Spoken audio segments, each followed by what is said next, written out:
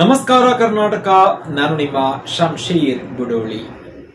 ಬರುವ ಅಕ್ಟೋಬರ್ 3ರಿಂದ ಆರಂಭ ಆಗಲಿರುವ ಮಹಿಳಾ T20 ವಿಶ್ವಕಪ್ ಪರಿಷ್ಕೃತ ವೇಳಾಪಟ್ಟಿಯನ್ನ ಐಸಿಸಿ ಇಂದು ಪ್ರಕಟ ಮಾಡಿದೆ.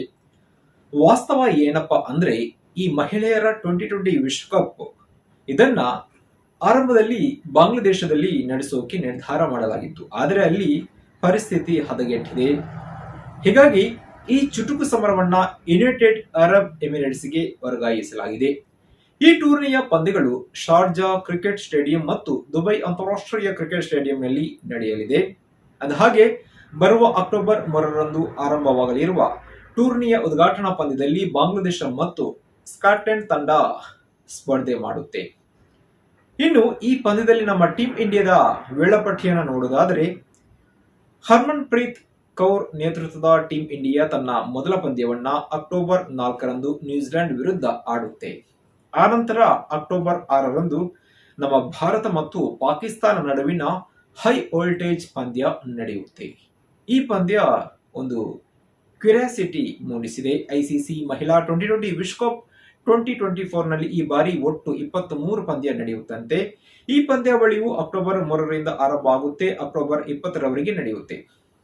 ಇನ್ನು ಈ ಬಾರಿ ಸೆಮಿಫೈನಲ್ ಮತ್ತು ಫೈನಲ್ಗೆ ಮೀಸಲು ದಿನವನ್ನ ಸಹ ಇರಿಸಲಾಗಿದೆ. ಈ ಬಾರಿ 10 ತಂಡ ಈ ಟೂರ್ನಿಯಲ್ಲಿ ಭಾಗವಹಿಸ್ತಾ ಇದೆ. ಜೊತೆಗೆ ಈ ತಂಡಗಳನ್ನ 2 ಗುಂಪುಗಳಾಗಿ ವಿಂಗಡಿಸಲಾಗಿದೆ. ಅದರಲ್ಲಿ ಎ ಮತ್ತು ಬಿ ಗುಂಪನ್ನ ಮಾಡಲಾಗಿದ್ದು, ಎ ಗುಂಪಿನಲ್ಲಿ ಆಸ್ಟ್ರೇಲಿಯಾ, ಭಾರತ, ನ್ಯೂಜಿಲೆಂಡ್, ಪಾಕಿಸ್ತಾನ, ಶ್ರೀಲಂಕಾ ಇದೆ. ಬಾಂಗ್ಲಾದೇಶ, ಇಂಗ್ಲೆಂಡ್, ದಕ್ಷಿಣ ಆಫ್ರಿಕಾ, ವೆಸ್ಟ್ ಇಂಡೀಸ್, ಸ್ಕಾಟ್ಲೆಂಡ್ ತಂಡಗಳನ್ನ ಬಿ ಗುಂಪಿನಲ್ಲಿ ಸ್ಥಾನ ಪಡೆದಿದೆ. 2 ಗುಂಪಿನಲ್ಲಿ ಅಗ್ರಸ್ಥಾನ ಪಡೆಯುವಂತಹ 2 ತಂಡಗಳು ಸೆಮಿಫೈನಲ್ಗೆ ಅರ್ಹತೆ ಪಡೆಯುತ್ತೆ.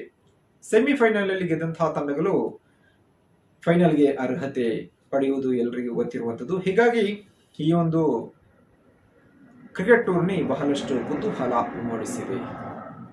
ನೋಡಬೇಕು ಮಹಿಳಾ T20 ವಿಶ್ವಕಪ್ ಅನ್ನ ಈ ಬಾರಿ ಯಾರು ವಿನ್ ಆಗ್ತಾರೆ ಎಂಬುದು.